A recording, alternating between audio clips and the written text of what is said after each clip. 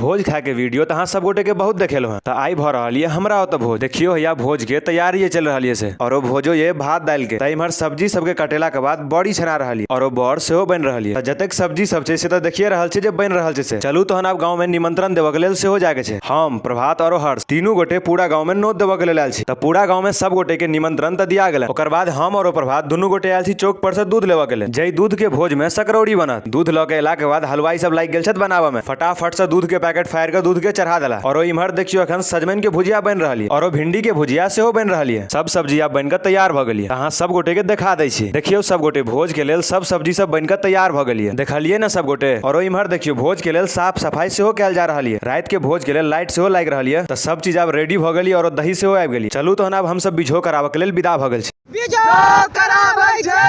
बिझो करेला के बाद गाँव के सब आदमी आबि गेला। तो सब गोटे के बढ़िया जगह भोजन करायल गेल। मिले छी यहाँ सब गोटे से फेर से।